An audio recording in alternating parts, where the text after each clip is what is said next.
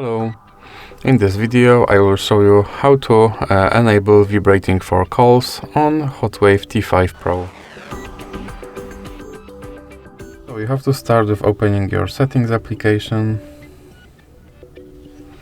and now click on sound and here click on vibrate for calls, and here you can choose another option from this list and then click back.